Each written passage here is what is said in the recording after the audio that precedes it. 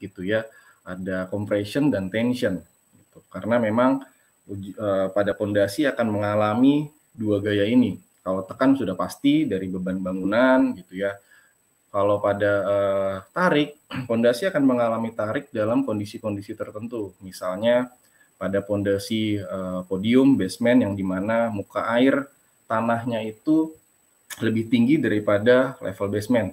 Gitu. Nah, di situ akan terjadi tekanan uplift dari airnya, dan kemudian juga terjadi gaya tarik pada pondasi ketika bangunan tersebut gempa ataupun angin, di mana bangunan tersebut terjadi defleksi gitu ya. Kalau kita yang main-main etaps gitu, gaya tarik ini akan terjadi pada mode 1 dan mode 2 gitu ya, kalau nggak salah gitu kan. Mode 1, mode 2 kita bangunan itu terjadi defleksi. Kemudian statik pengujian tekan itu, jika kita breakdown lagi, ada pengujian statik, ada rapid, ada dinamik. Apa ini? Kalau statik, ya kita sudah tahu semuanya, metode statik itu metode pengujian konvensional, kita berikan beban mati pada tiangnya, benar-benar si pondasi itu kita tekan dengan beban desain. Kemudian kalau dinamik, ya ini sudah trademark gitu ya, trademark geotek itu uji PDA. Nah, kemudian uji rapid itu apa? Nah, uji rapid itu sebenarnya adalah uji yang dikembangkan, bisa dibilang ini adalah uji muncul setelah uji dinamik gitu. Uji rapid load test ini menggabungkan keuntungan dari uji statik dan uji dinamik gitu. Jadi dia adalah gabungan dari kedua uji itu. Namun prinsipnya pada uji rapid load test itu mirip seperti uji dinamik karena kita memberikan beban dinamik pada pondasi. Di Indonesia sendiri kita pernah melakukan uji rapid load test itu baru sekali sih ya, karena itu ada kita requirement dari Jepang mensyaratkan bahwa dia pokoknya nggak mau dinamik, maunya rapid. Nah, itu yang dia percaya, ya oke lah. Perbedaannya dengan PDA adalah pada saat kita berikan impact hammer pada tiang gitu ya, pada rapid load test, itu ada semacam bantalan atau cushion yang itu memberikan bantalan ini bukan bantalan seperti uji PDA gitu ya, hanya triplek, atau ini bantalannya bantalan karet khusus gitu ya, untuk agar gelombangnya itu menjadi lebih panjang lah. Nah, tapi kita nggak akan bahas itu, kita akan lebih fokus ke uji statik gitu ya. Yang pertama Kentledge. Nah, Kentledge itu ya konvensional, di mana semua orang pasti sudah tahu lah ya, kita tumpuk blok beton. Kemudian ada metode reaction gitu ya, memanfaatkan gaya reaksi dari uji ini yang ditransfer ke tiang, di mana tiang-tiang reaksi ini akan menerima gaya tarik. Gitu.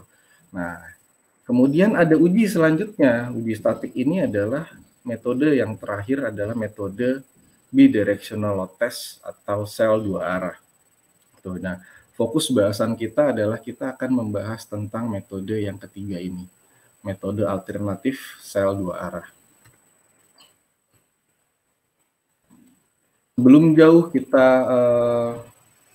detail perihal itu, sebenarnya metode sel dua arah ini berkembang, bukan tiba-tiba ada, bukan tiba-tiba muncul, pasti ada background-nya, sejarahnya di balik metode sel dua arah ini. Jadi kalau kita tahu soil mekanik, jadi kan fondasi tiang itu adalah bagian dari soil mekanik, atau bisa kita tahu bagian dari modern soil mekanik, yang kita tahu Bapak Terzaghi adalah Bapak soil mekanik. Jadi di tahun 1925 modern soil mekanik itu mulai muncul, perkembangannya sangat pesat oleh Carl Terzaghi. Walaupun sebenarnya soil mekanik itu sudah muncul dari kira-kira sudah dari zaman Romawi gitu ya. Namun aplikasi modern gitu ya dikenalkan oleh Bapak Terzaghi gitu. Aplikasi modern itu seperti apa? Jadi Pak Terzaghi itu mengenalkan kepada kita metode konsolidasi, kemudian ada bearing capacity yang kita kenal dengan rumus CNC, QNQ, gamma, BN gamma gitu ya, dikenalkan oleh Terzaghi. Tuh. Kemudian perjalanan waktu soil mekanik itu terus berkembang hingga muncul tahun 1936 konferensi pertama mengenai soil mekanik gitu ya. Dan di konferensi pertama itu ada 3 paper mengenai uji pondasi, baru 3. Jadi memang uji pondasi itu perkembangannya bisa dibilang perlahan-lahan tapi cukup signifikan kalau kita lihat selanjutnya gitu ya. Di tahun 81 muncullah ASTM pertama, ASTM mengenai uji pondasi tiang. Jadi muncul ASTM D1143 tahun 81 mengenai uji statik pondasi. Nah, ini ada foto uji pondasi yang dilakukan, saya nggak tahu apakah pertama kali atau tidak, tapi ini adalah uji fondasi yang dilakukan di luar sana gitu ya. Dulu sederhananya dilakukan tidak menggunakan hydraulic jack, tidak menggunakan concrete block. Jadi benar-benar pada saat itu si fondasi langsung dibebani. Bebaninya dengan apa? Ini adalah tangki air. Jadi si fondasinya itu dibebani dengan beban air. Jadi ini tangkinya diisi air dan ini fondasinya langsung terbebani. Kemudian lanjut ke tahun 84. Nah, ini 84. Ini adalah cikal bakal munculnya metode bidirectional load test atau lebih terkenalnya dengan nama OSEL. Ya, karena itu O-nya adalah dari nama penciptanya yaitu Dr. George Osterberg gitu ya. O-nya itu Osterberg cell. Jadi OSEL adalah Osterberg cell. Tahun 84 si Osterberg mulai mengembangkan metode alternatif karena dia melihat bahwa metode konvensional memiliki limitasi, apalagi jika memerlukan beban-beban yang luar biasa besar, itu akan menjadi sangat sulit. Kemudian di tahun 87 didaftarkan paten mengenai uji OSEL ini. Jadi Osterberg mendaftarkan patennya di tahun 87 dan di tahun 91 keluarlah patennya dan itu menjadi hak eksklusif dari Lotus Inc gitu ya. Jadi ini adalah Lotus Inc ini adalah perusahaan anak perusahaan dari Fugro yang dimana dia mendapatkan hak eksklusif untuk menjual dan mendistribusikan Osel ini gitu. Dan paten Osel ini bertahan selama 20 tahun. Jadi dari tahun 91 hingga tahun 2011 gitu ya. Seluruh pengujian Osel adalah menjadi apa ya namanya? Semuanya pasti dilakukan oleh Fugro. Gitu. Kemudian bagaimana di Indonesia sendiri? Nah, kita lihat perjalanannya di Indonesia, gitu ya. Tahun 2003 adalah tahun pertama pembangunan jembatan Suramadu, di mana di sini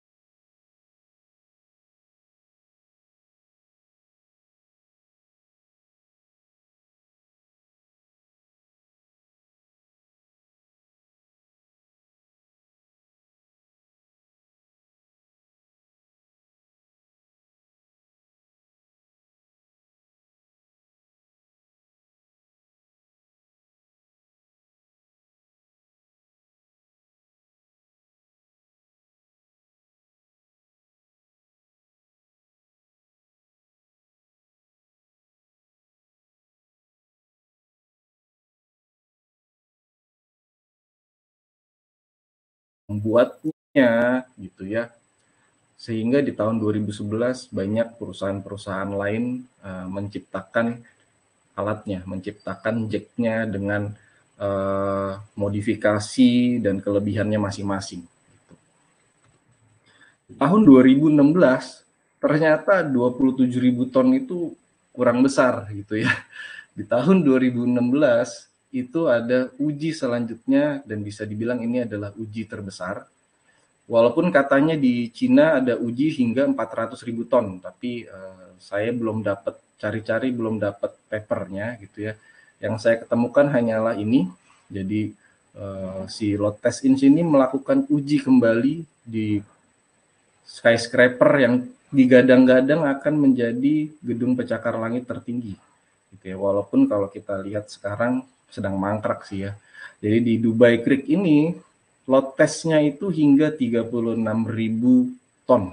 36.000 ton, bisa dibayangkan 36.000 ton, nggak main-main sih ini, 36.000 ton. Dan pada pondasinya adalah bukan pondasi bulat, ini pondasi namanya baret, pondasi baret, atau sebenarnya ini adalah diaphragm wall yang dipakai untuk pondasi. Gitu. Jadi karena bebannya sudah luar biasa besar, maka para desainer di sana memutuskan menggunakan baret pile gitu. Namanya baret karena dia seperti berbaris-baris lah ketika kalau dikonstruksi gitu ya. Dan kemudian di Indonesia sendiri tahun 2017 SNI 8460 itu sudah menuliskan bahwa uji statik pondasi dapat dilakukan menggunakan 3 metode. Yang pertama Kentledge, reaction, dan yang ketiga adalah sel 2 arah. Jadi di Indonesia itu sudah diakui di tahun 2017 gitu ya. Nah, di tahun 2018 muncullah ASTM-nya. Jadi karena sudah open source, maka diperlukan sebuah standar yang bisa digunakan semua orang gitu.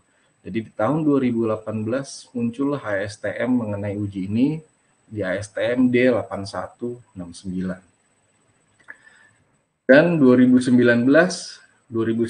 bisa dibilang cukup banyak uji di Indonesia yang dilakukan dengan OSEL gitu ya, dengan bidirectional load test gitu ya. Dan sampai sekarang juga lumayan ada beberapa yang kita kerjakan gitu ya. Jadi harapannya uji ini mungkin Bapak Ibu dari desainer yang sedang mengalami kebingungan gitu ya, kira-kira ini apa ya, harus gimana gitu ya, uji apa yang bisa kita lakukan kalau misalkan ada limitasi-limitasi, semoga presentasi ini mencerahkan. Gitu. Topik kedua kita adalah memahami metode pengujian. Jadi di topik kedua ini saya akan coba menjelaskan lebih detail mengenai metode pengujiannya. Gitu. Jauh dari itu, metode OSEL ini banyak yang mempertanyakan. Banyak pertanyaan yang muncul dari uji OSEL ini. Jadi pertanyaan yang pertama itu adalah uji beban tanpa beban gitu ya, menyelesaikan masalah tanpa masalah kalau itu pegadaian. Tapi kalau ini uji beban tanpa beban itu OSEL. Maksudnya gimana?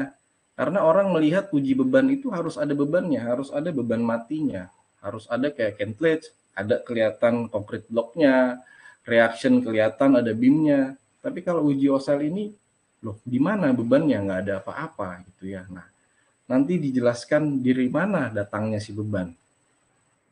Yang kedua adalah ini adalah uji dua arah lah, kan pondasi kita menahan compression. Dua arah itu maksudnya apa? Apakah ini ujinya sekaligus compression dan tension gitu ya. Nah, itu juga sering muncul pertanyaan uji dua arah itu gimana maksudnya? Sebenarnya tidak compression dan tension, ini adalah sebenarnya semua adalah uji compression gitu ya. Uji bidirectional load test ini adalah uji compression bukan tension. Walaupun dua arah, nah nanti apa maksudnya dua arah? Kita bahas lebih detail. Terus aktual gaya pada tiang. Nah, ini juga karena aktual gaya pada tiang itu dari atas, kalau kita bebani dari dalam tiang, apakah akan relate dengan kondisi aktual gitu. Nah, pertanyaan selanjutnya adalah bagaimana korelasinya terhadap hasil pengujian konvensional gitu. Apakah pengujian ini akan sama dengan uji konvensional? Terus standar dan keabsahan uji. Dulu ketika standarnya belum muncul, ini akan menjadi sebuah pertanyaan besar. Kalau tidak ada standarnya, artinya pengujian tersebut bisa dibilang kalau di Indonesia kan maunya semuanya standar gitu ya. Kalibrasi misalkan maunya kan gitu ya. Terus kemudian apalagi ada SNI-nya enggak. Nah, sekarang di tahun 2022 mungkin sudah keluar semua standarnya, baik itu SNI, baik itu ASTM gitu ya. Kita lihat tadi sudah keluar semua. Jadi kalau perihal standar dan keabsahan, yes, ini sudah standar dan sudah sah karena diakui. Kemudian applicability. Bagaimana? Apakah ini metode ini dapat diaplikasikan pada semua kondisi tiang? Gitu ya. Apakah uji ini dapat diaplikasikan pada semua pondasi tiang, baik itu bore pile, pancang gitu ya. Nah, nanti juga akan dijelaskan. Harapannya semua pertanyaan-pertanyaan ini akan terjawab gitu ya. Yang pasti kemudian pertanyaan selanjutnya, mahal nggak uji ini ya? Jadi pasti muncul pertanyaan tersebut, mahal nggak uji ini? Nah, nanti juga akan dijelaskan itu. Dan pasti kalau kita mau melakukan uji ini harus ada benefitnya. Kalau nggak ada benefitnya, biasanya orang Indonesia itu nggak mau coba-coba yang baru gitu ya. Udahlah maunya yang lama aja. Nah, sebenarnya uji OSEL ini ternyata memiliki banyak benefit, banyak keuntungan. Tuh.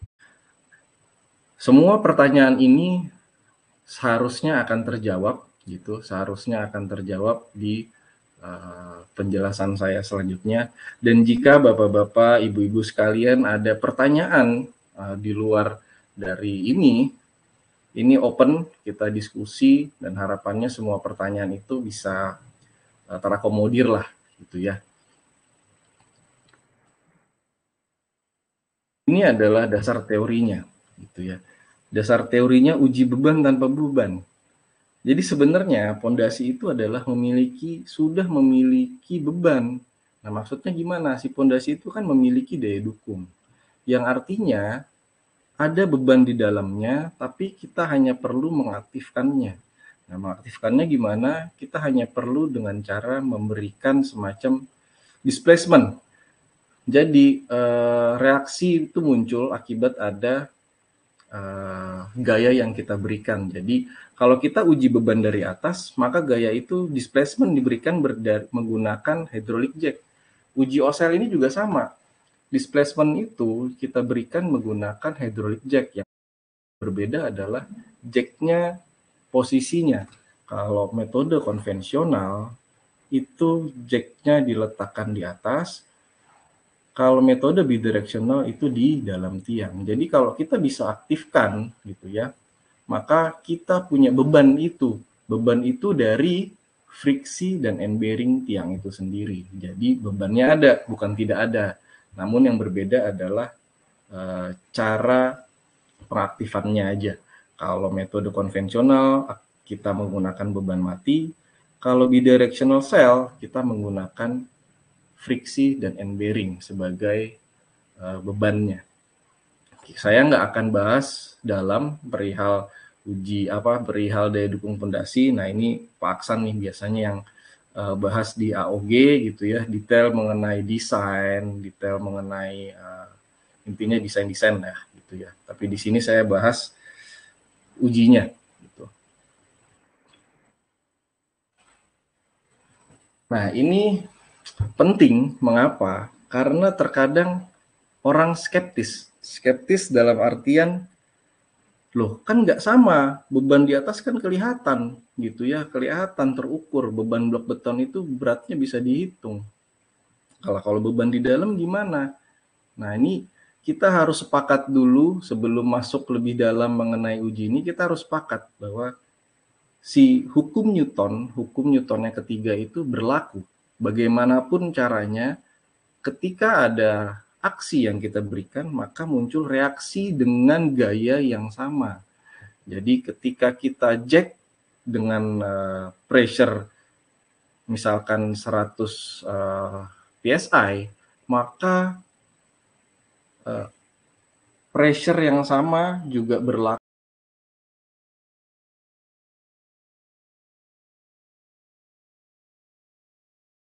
ke arah yang berlawanan. Nah, jadi walaupun jacknya berada di dalam, kalau kita berikan gaya dalam pada tiang tersebut dengan kita bisa ukur ya, kalau pada jack kita bisa ukur pressure-nya, kemudian dari korelasi terhadap luasan piston, maka kita bisa hitung bebannya, itu akan sama gayanya pada arah yang berbeda. Jadi hukum aksi reaksi ini berlaku gitu. Karena saya seringkali mendapat pertanyaan, loh kan beda Pak dengan beban di atas kan kelihatan blok betonnya. Prinsipnya sama gitu ya, karena ada hukum aksi reaksi ini. Jadi kita harus sepakat ini dulu bahwa hukum Newton ketiga itu valid dan berlaku pada uji ini. Nah, lebih detailnya itu seperti ini. Kalau pada uji konvensional, kalau kita berikan P pada kepala tiang, maka P itu akan mendorong reaction ke atas dan kemudian akan mendorong si tiang ke bawah gitu ya. Dengan besaran tergantung besaran P yang kita berikan dan kemudian si tiang akan memberikan respon dari friksi dan end bearing.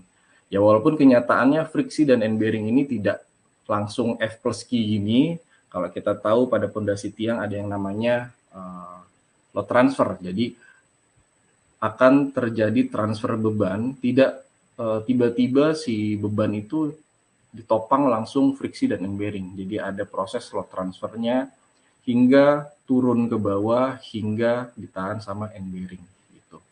Kemudian ya sudah, karena kita tahu kalau kita berikan P ke atas maka akan gaya yang sama P muncul ke bawah, ya sudah kita pindahkan aja P-nya. Mungkin ini yang dulu terfikirkan sama si Osterberg gitu ya, sama Dr. Osterberg, ya sudah kalau gitu kita pindahkan aja P-nya ke bawah. Kan sama aja gitu ya. Betul. Ketika kita pindahkan P-nya di bawah, ya dalam case ini kita taruh di ujung tiang, maka kalau kita berikan P, kita nyalakan hydraulic jack-nya, kita berikan gaya, maka si P itu akan sama dengan friksi dan sama dengan end bearing gitu ya. Jadi kalau kita aktifkan P di sini misalkan 10 ton, maka gaya 10 ton yang ke atas ditahan sama friksi, gaya 10 ton yang ke bawah akan ditahan sama end bearing gitu ya. Dan kemudian berlaku juga kalau kita letakkan si selnya itu pada ya entahlah kedalaman mana gitu ya.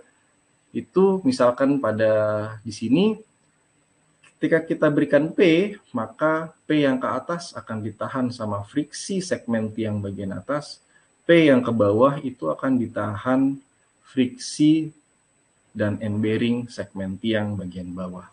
Jadi dengan kata lain, metode bidirectional cell ini adalah mencari kesetimbangan gaya,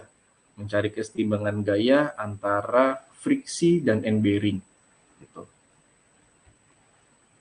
Kemudian dari hasil pengujiannya itu seperti apa gitu ya, ketika kita sudah tahu, oh ya sudah ini kita pasang gitu ya di sini, maka yang kita ukur apa? Karena tadi uji static load test kita mengukur displacement, maka akan terukur displacementnya, displacement pergerakan tiang ke atas dan displacement pergerakan tiang ke bawah, atau yang dikenal dengan nama butterfly curve atau kurva kupu-kupu. Jadi memang karena bentuknya seperti sayap kupu-kupu ya, ada yang ke atas dan ada yang ke bawah gitu. Nah, jadi ini adalah hasil uji bidirectional test. Nah, kemudian akan muncul pertanyaan, loh kan saya mau ujinya static load test itu dari atas, ya harusnya kurvanya itu adalah load settlement dari atas. Kalau begini beda dong artinya hasilnya ya dengan itu. Nah, maka dari itu karena Osterberg memahami bahwa harusnya uji static load test itu dari atas, maka dia melakukan sebuah analisis dari kurva ini yang kemudian dikonversi untuk mendapatkan kurva load displacement dari atas gitu ya. Jadi bagaimana cara mengkonversinya gitu. Jadi si Osterberg ini idenya adalah kalau kita punya displacement gitu ya ke atas dan ke bawah, kemudian dengan displacement yang sama kita memiliki beban gitu ya. Jadi contoh di sini misalkan pada titik 4 ini kita ambil sebuah displacement, ini kurang lebih displacementnya ada 4 mili, dan kemudian di bawah juga kita ambil displacement yang 4 mili, kemudian kita tarik bebannya berapa yang ke bawah, kita tarik bebannya kemudian yang ke atas bebannya, kemudian kita jumlahkan bebannya gitu. Maka kita dapatkan satu titik kalau si pondasi tersebut dibebani dari atas. Dan kemudian kita lakukan hal yang sama pada titik-titik yang lain gitu ya, kita lakukan hal yang sama, maka kita akan peroleh kurva yang kita sebut namanya equivalent top load. Jadi kurva ini adalah kurva konversi dari kurva ke atas dan ke bawah diubah menjadi kurva dari atas gitu ya.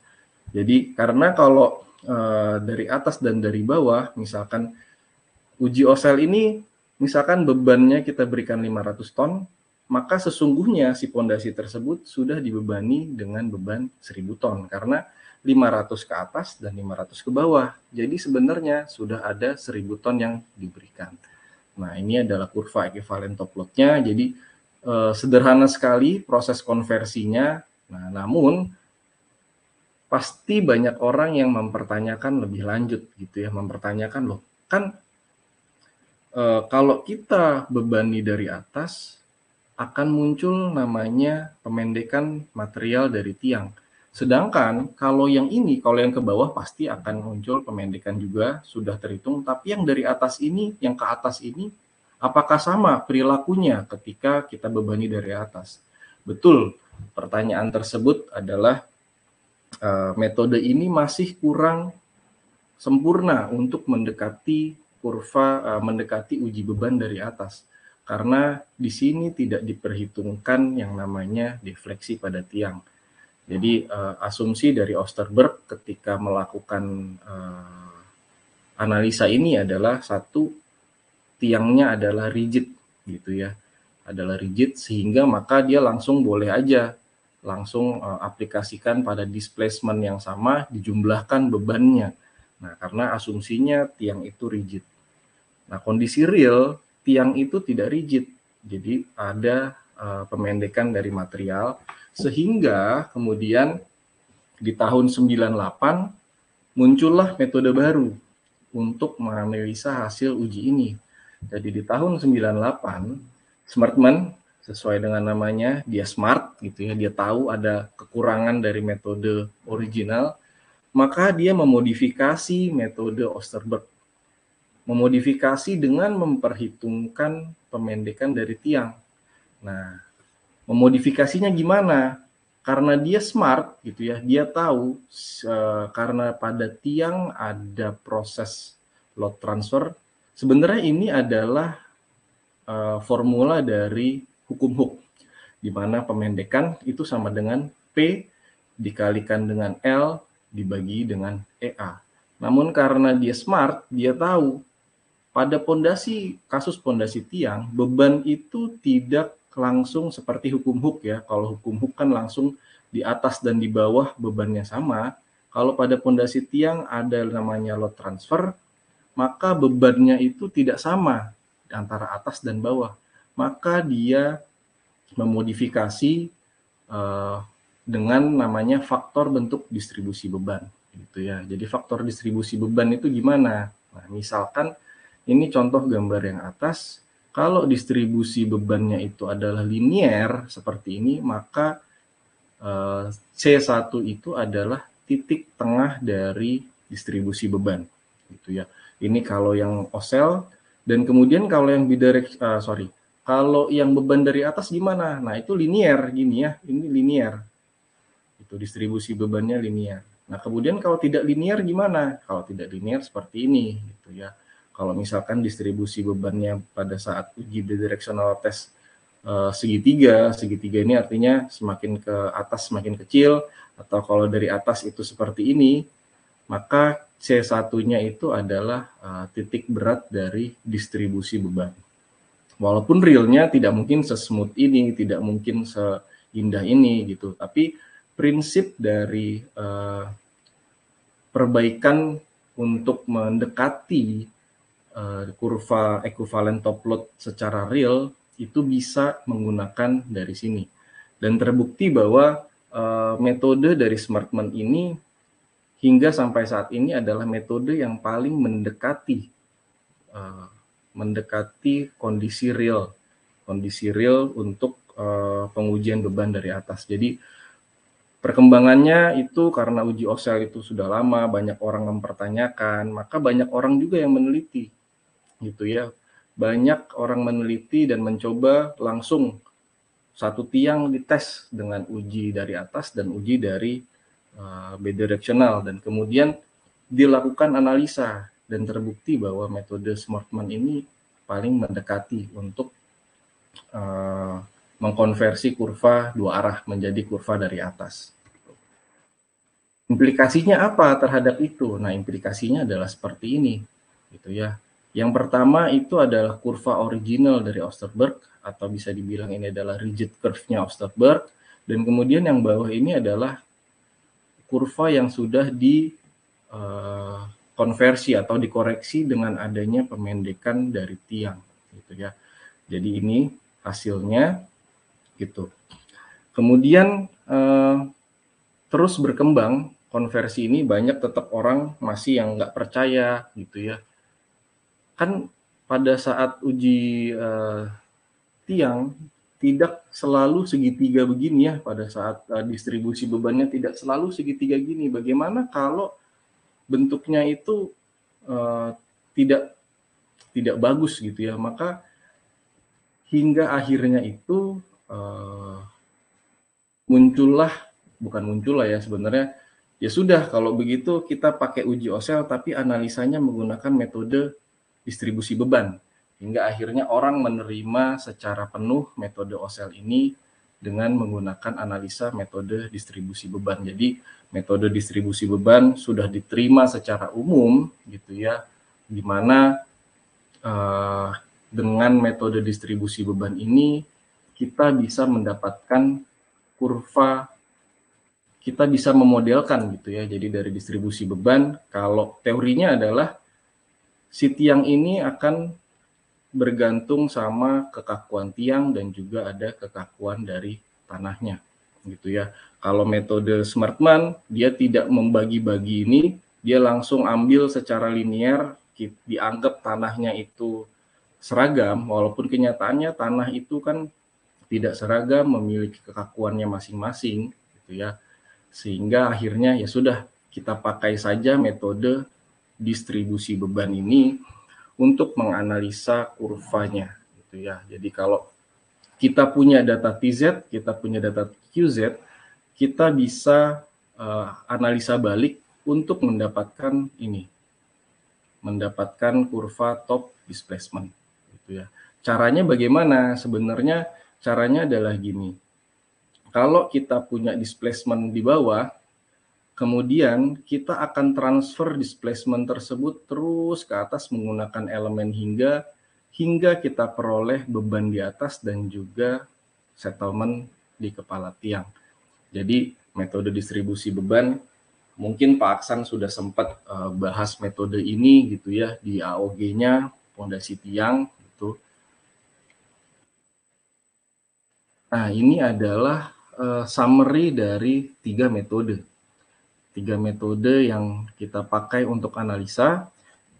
Yang pertama metode Osterberg. Jadi metode Osterberg, asumsi yang dipakai itu adalah fondasi sangat kaku. Fondasinya luar biasa kaku, kemudian perilaku pergerakan tahanan friksi atas sel adalah sama jika dilakukan pembebanan dari atas.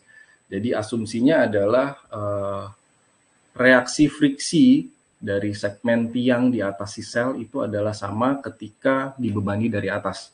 Kemudian perilaku pergerakan dari fondasi di bawah sel adalah sama ketika dibebani dari atas. Jadi dengan kata lain, si perilaku tanahnya adalah sama ketika si fondasi dibebani dari atas. Nah, keuntungan dari metode Osterberg itu apa? Keuntungannya pertama, konsepnya jelas, sederhana, simple, tidak memerlukan perhitungan yang rumit, dan kita tidak memerlukan instrumentasi pada tiang karena kita tidak memerlukan kurva load transfer gitu. Jadi kita langsung bisa pakai kurva ke atas dan ke bawah, langsung kita konversi. Tapi ada kekurangannya.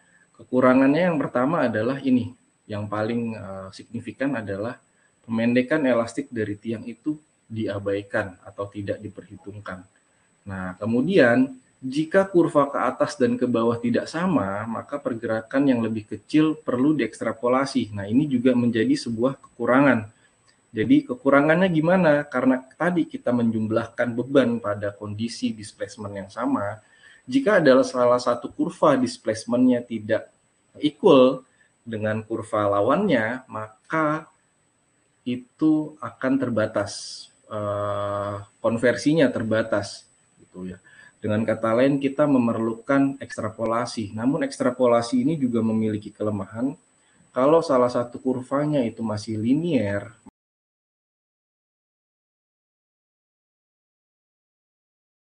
panjang gitu ya, kita tidak tahu kondisi plastiknya di mana, maka konversi ekstrapolasi ini bisa dibilang tidak bisa dilakukan karena ya kita jadinya mengada-ngada gitu ya, mengada-ngada kurvanya.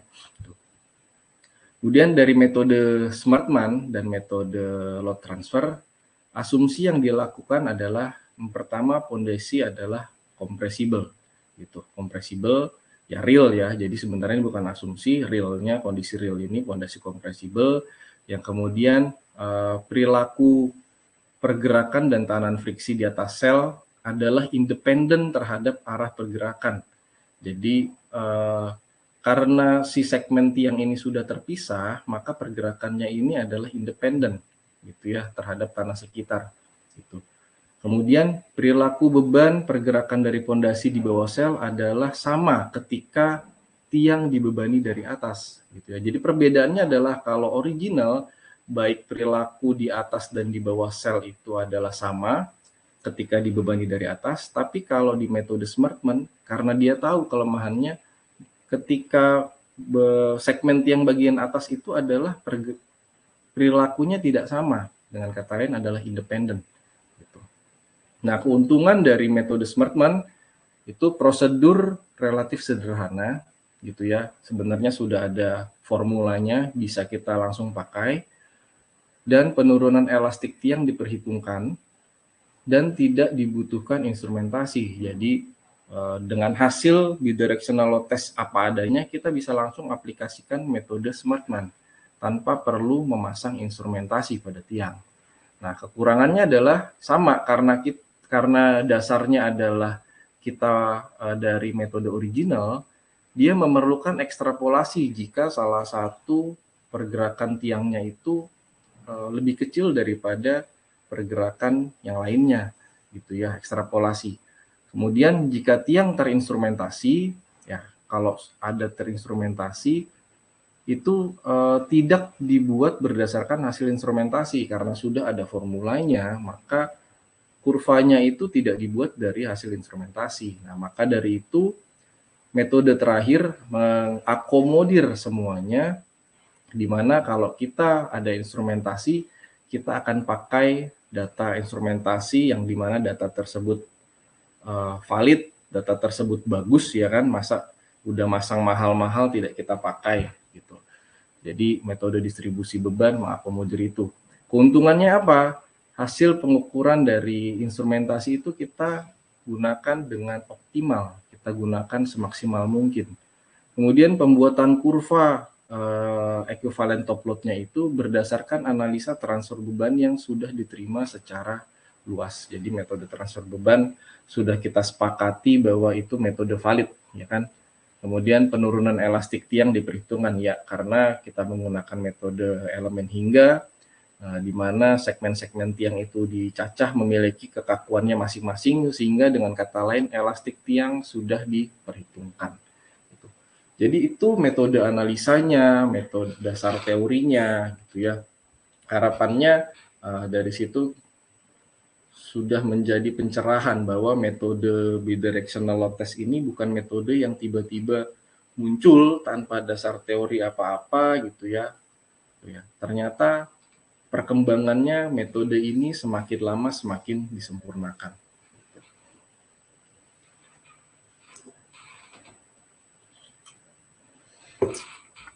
Selanjutnya, kalau kita sudah paham dasar teorinya, gitu ya, kita langsung yuk kita coba aplikasikannya, gitu ya. Sekarang tinggal masalah aplikasinya gimana. Nah, ini saya jelaskan adalah metode ujinya, metode uji detail dari mulai alatnya, kemudian persiapannya, hingga akhirnya kita masuk ke dalam proses konstruksinya, gitu ya.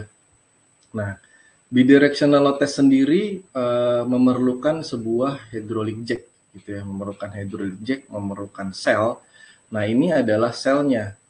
Jadi karena di tahun 2011 si OSEL ini sudah menjadi open source, maka banyak orang mengembangkan dalam artian memodifikasi, kemudian melihat kelemahan-kelemahan yang sudah ada dari sel-sel sebelumnya, sehingga muncullah ini.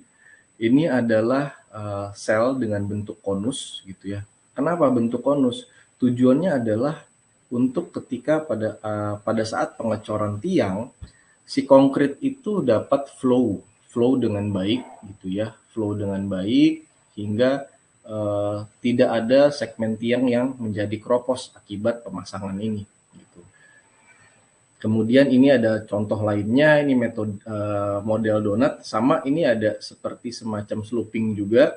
Tujuannya adalah agar si betonnya itu overflow dengan baik, flowing dengan baik, tidak mampet lah ceritanya. Jadi macam-macam modelnya gitu. Nah, kalau yang ini model konus, ini bisa dicopot masing-masingnya. Jadi ini bisa dimodifikasi sesuai dengan bentuk tiang, bebannya. Jadi kalau kurang besar bebannya tinggal ditambahkan aja konusnya gitu ya. Kemudian ada pressure transducer. Nah, pressure transducer ini adalah untuk mengukur beban gitu. Karena ini ada menggunakan sistem hidrolik, maka pengukuran bebannya itu berdasarkan korelasi antara pressure dengan si piston dari si selnya.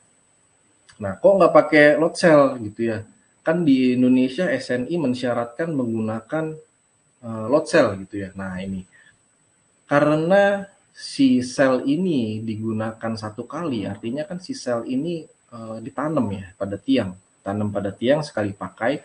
Nah, si sel ini sebelum dipakai dikalibrasi menjadi satu sistem utuh gitu ya, satu sistem utuh kita kalibrasi sehingga kita percaya bahwa pressure-nya itu sudah akurat.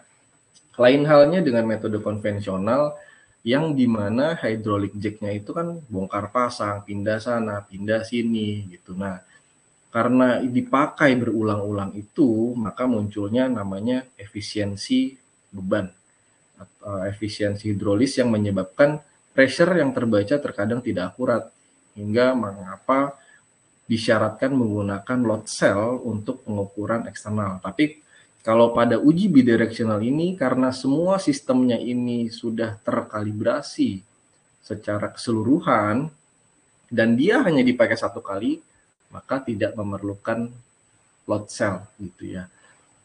Sehingga bebannya bisa kita langsung pakai menggunakan pressure. Untuk displacement-nya sendiri, kita mengukur menggunakan LVDT. Jadi ada LVDT untuk pengukuran displacement, pengukuran tiang ke atas dan ke bawah.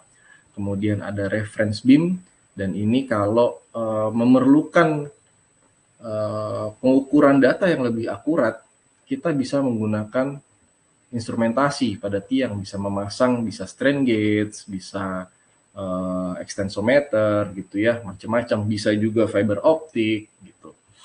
Jadi pengaplikasian pada pengujian tiang instrumentasi juga bisa diaplikasikan di bidirectional load test, sama aja. Jadi terus tahapannya bagaimana? Nah, tahapannya yang pertama adalah kita perlu mendesain kita perlu mendesain di mana kita meletakkan si selnya. Nah, ini adalah menjadi poin kritis dari pengujian ini. Kita harus tahu betul di mana kita meletakkan si selnya, karena jangan sampai kita meletakkan di posisi yang salah. Kalau kita salah meletakkannya, maka kalau satu segmen yang fail lebih dahulu, maka segmen yang lain itu menjadi tanda tanya dan pengujiannya nggak bisa dilanjut. Nah, ini juga menjadi salah satu kelemahan uji ini gitu ya. Lain kalau uji dari atas, pokoknya berapapun ya sudah kita tekan terus ya. Yang menjadi limitasi adalah beban di atasnya.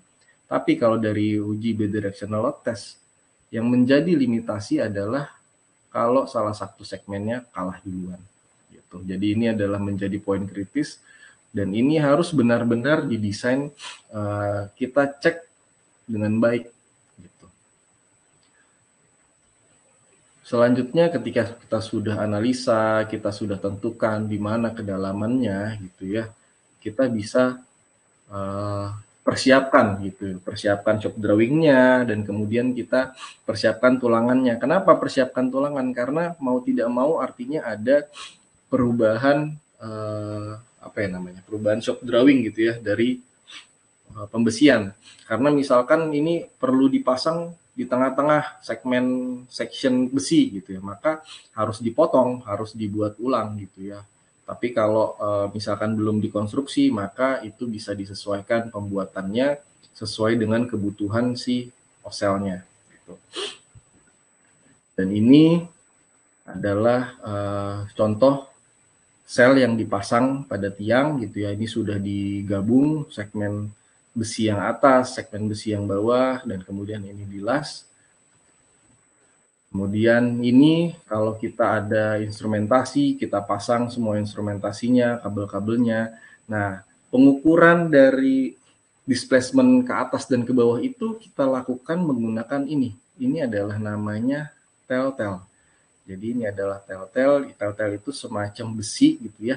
Besi ini itu terhubung di selnya, terhubung di selnya. Jadi ketika si selnya terangkat, maka si besi ini juga terangkat. Kemudian kalau yang segmen bawahnya itu turun ke bawah, maka si besi ini juga akan turun ke bawah. Jadi pengukurannya menggunakan telltale. Setelah itu adalah kita concreting ya, kita masukkan seperti proses konstruksi bore pile pada umumnya, kita masukkan tulangan gitu ya, kita cor dan hingga terakhir kita tunggu untuk curing beton dan kemudian kita siap untuk melakukan pengujiannya. Nah, jadi sesederhana itu gitu ya persiapannya hingga proses pengujiannya. Nah, ini ada animasi gitu ya. Semoga animasi ini lebih jelas untuk menjelaskan bagaimana sih dari mulai dipasang hingga kita siap melakukan uji. Gitu. Kita tonton sedikit animasinya sambil saya jelaskan gitu ya.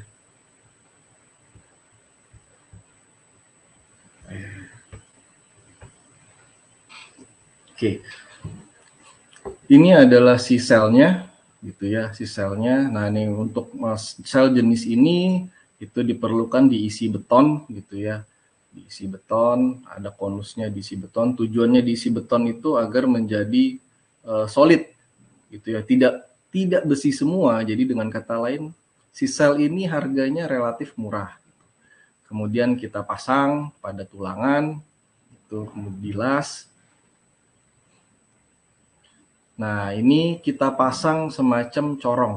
Nah, corong ini fungsinya adalah, kita kembali ke corong.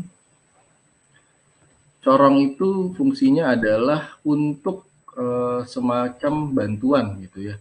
Semacam bantuan agar si tremi untuk proses pengecoran itu bisa masuk hingga dasar tiang ya. Jadi diperlukan semacam guide. Kalau tidak nyangkut nanti gitu ya, nyangkut treminya, nyangkut di si konusnya. Jadi kita buat semacam corong. Kemudian kita balik ke corong. Mana ya? Kita nonton aja.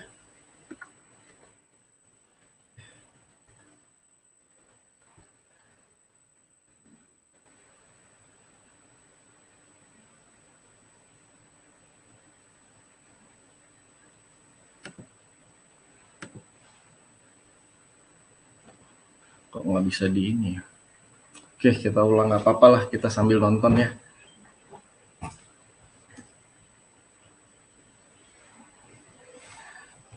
Mungkin bapak-bapak, ibu-ibu sambil minum gitu ya, cemilan-cemilannya.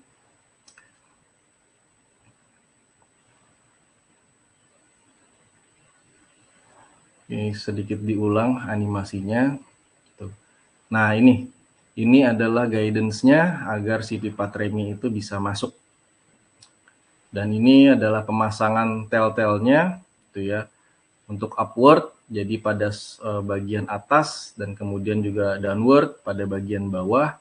Nah ini adalah selang hidroliknya. Jadi selang hidroliknya kita teruskan ke atas.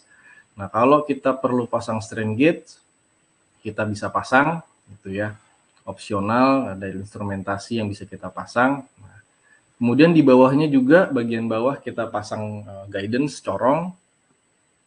Kemudian kita join, gitu ya. Itu kalau misalkan kita pasang si selnya tidak di bawah, misalkan pada beberapa kedalaman tertentu. Nah itu kemudian akan dimasukkan ya, besinya dimasukkan ke dalam lubang. Kita lanjut proses concreting, pengecoran, ya kan.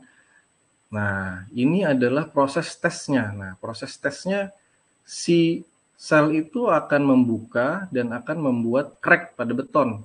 Ini juga yang menjadi pertanyaan banyak lah, kan kebuka gitu ya.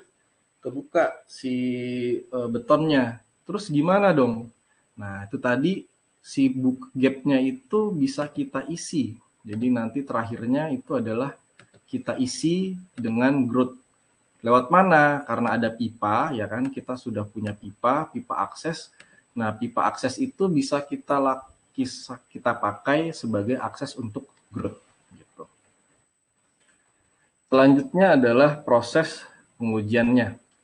Nah, testingnya sendiri itu kita lakukan dengan metode quick test sesuai dengan standar ASTM, ya kan? ASTM 8169 chapter 9.2.1, di mana di situ dijelaskan metode pengujian bidirectional test dilakukan dengan pembebanan quick. Pembebanan quick itu gimana? Nah, pembebanan quick itu dilakukan peningkatan beban setiap 5%. Setiap 5% kita naikkan bebannya, kemudian beban itu akan ditahan selama kurang lebih 16 menit. Untuk rate pembacaan waktunya adalah menit ke 0, menit ke 1, 2, 4, 8, dan 16. Itu semua sudah dijelaskan detail di ASTM. Gitu. Per 5%, gitu ya, per 5% dari beban ultimate rencana. Jadi misalkan kita mau menguji pondasi dengan beban 500 ton kali 2, maka standar yang kita pakai adalah 1000 ton.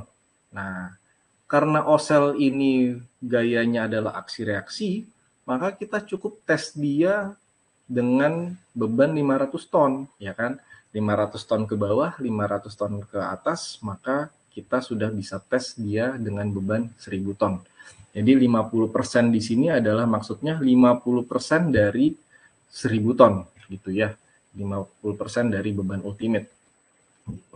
Kemudian setelah sampai 50% dilakukan proses unload dengan penurunan setiap 10%. Gitu ya. Dengan kata lain, seluruh proses pengujian ini bisa selesai dalam kurun waktu kurang lebih 224 menit atau kurang lebih 6 jam lah ya, kurang lebih 6 jam, 240 menit, 6 jam kurang. Jadi memang tes bidirectional test ini relatif singkat. Tidak seperti static load test yang dimana kurang lebih memakan waktu 36 jam. Nah, ini juga salah satu benefit gitu ya. Mungkin ini benefitnya ke scheduling nih, biasanya kontraktor, terus kemudian owner, ya kan. Ada nggak sih uji yang cepat? Nah, semoga ini menjadi jawaban gitu ya. Ini ujinya bisa cepat. Dan ini adalah hasil pengukurannya. Nah, enaknya uji bidirectional test ini kita sudah menggunakan sistem full otomatis gitu ya. Full otomatis, semua tercatat digital gitu ya. Evaluasinya pun bisa langsung terlihat di layar gitu ya. Oke. Sebelum masuk ke topik ketiga, mungkin boleh kali ya Pak, sambil kita buka gitu ya, Pak Budi, Pak Aksan, kita buka diskusi sedikit kalau misalkan ada yang tanya-tanya gitu. Karena sepertinya